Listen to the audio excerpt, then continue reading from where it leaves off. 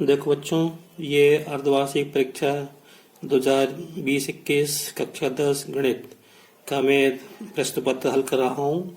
पिछले वीडियो में ये अपन ने यहाँ तक 14 तक प्रश्न हल कर लिए थे और अब इसके बाद में ये जो है 15 से लेकर और 20 तक ये प्रश्न हल करूँगा।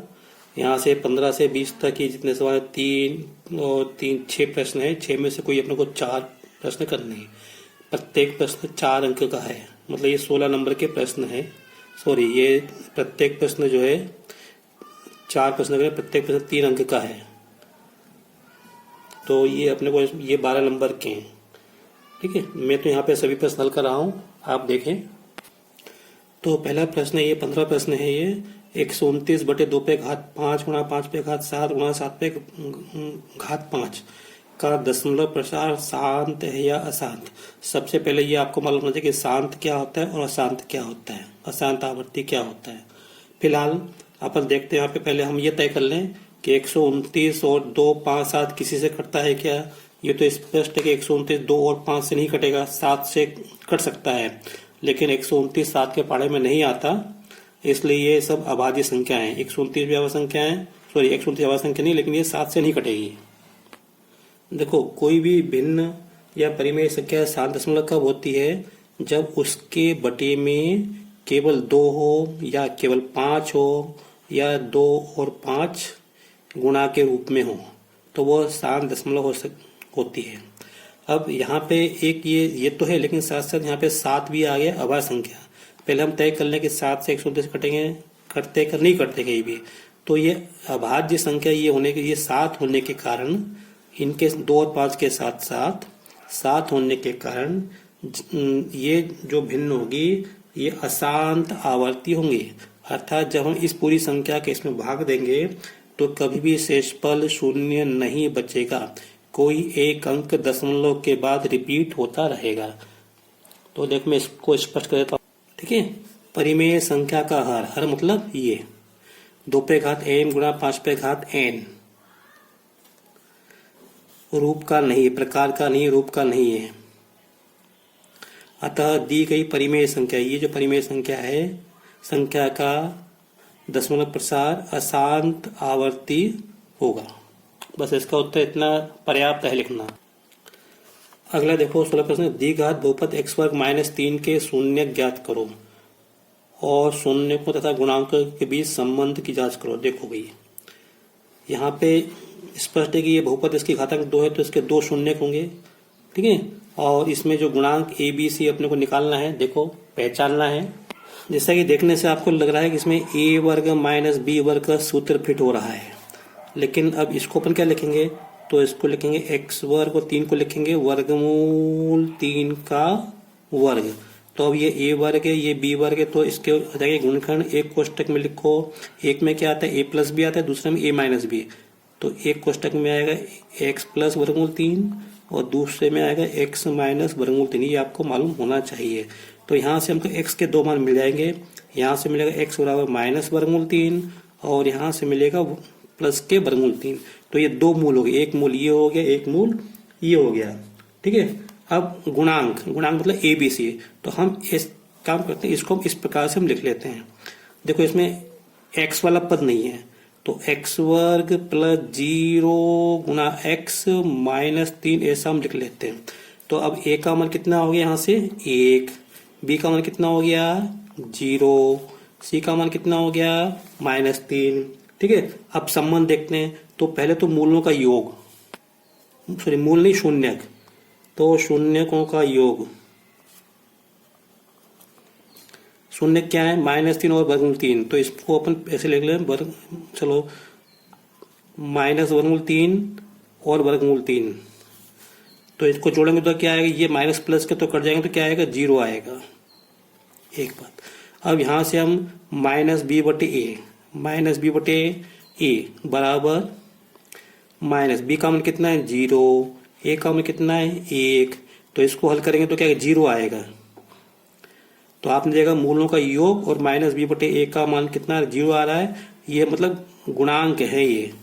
तो इससे अपन लिख सकते हैं मूल शून्यकों का योग देखो माइनस बी क्या है, एक्स का गुणांक, एक्स का गुणांक बटे ए क्या है, एक्स वर्ग का गुणांक। इसी प्रकार शून्यकों का गुणा बराबर माइनस वर्गमूल 3 गुणा वर्गमूल 3। तो गुणा करेंगे तो कितना आएगा, माइनस के 3 आएंगे। अब यहां से हम सी बटे ए का मान निकाल रहे हैं। सी का मान कितना है, देखो -3 है ये, तो -3, ए का मान कितना है 1, तो कितना है -3 आया। देखो यहाँ से दोनों के मान क्या है, बराबर आ रहे हैं, तो यहां से लिख दो शून्यों का गुणा बराबर सी बटे, सी क्या अचर राशि, ए क्या एक्स वर्ग का गुणांक, तो लिख दो। तो क्या हो गया, शून्यों का गुणा बराबर अचर पद बटे एक्स वर्ग का गुणांक। थोड़ी मैंने कंजूसी की है, यहाँ पे जगह नहीं थी, लिख दिया तो भी ना, तो समझ लेना। अब मैं अगला प्रश्न करने जा रहा हूँ।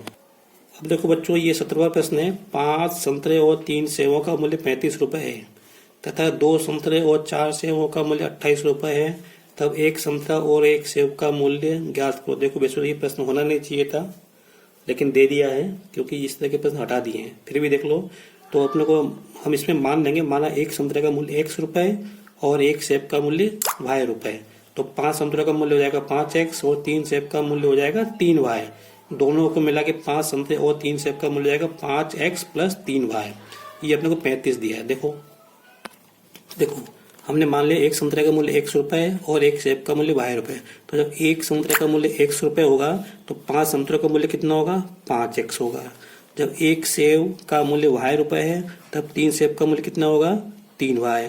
तो 5 संतरे तथा मतलब प्लस करना है, 5 संतरे और 3 सेब का मूल्य क्या होगा, 5x प्लस 3y। लेकिन ये हमको मूल्य दिया हुआ है प्रश्न में, कितने दे, 35 रुपए। तो इससे देखो हमको एक समीकरण मिल गया, इसको हम नंबर 1 डाल देंगे। अब दूसरे में दिया है अपने को 2 संतरे और 4 सेबों का मूल्य। तो 1 संतरे का मूल्य x रुपए, तो 2 संतरों का मूल्य जाएगा 2x और 1 सेब का मूल्य y रुपए, तो 4 सेब का मूल्य जाएगा 4y।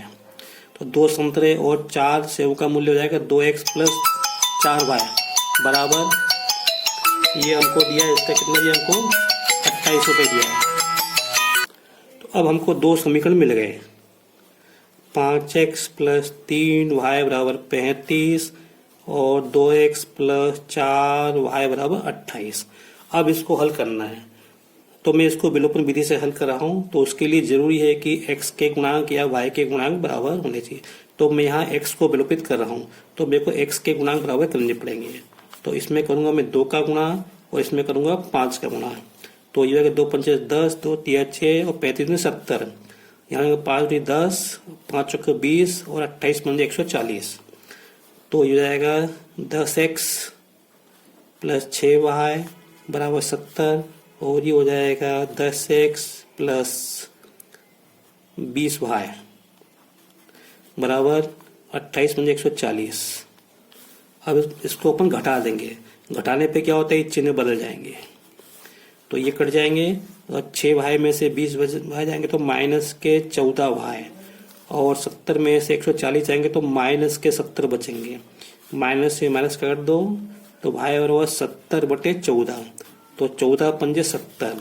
तो भाई का मूल्य कितना है, 5। भाई अपन ने क्या माना था, 1 सेब का मूल्य, तो 1 सेब का मूल्य कितना आया, 5 रुपए। अब हमको संतरे का मूल्य निकालना है, तो ये भाई का मान किसी भी एक समीकरण में रख दो। तो मैं ये पहले समीकरण में रख रहा हूं यहाँ पे, तो ये 5x प्लस 3 गुणा भाई के स्थान पे 5 रखा बराबर 35। तो ये हो गया 5x, 5 3 15 उधर ले जाओ, 35 माइनस 15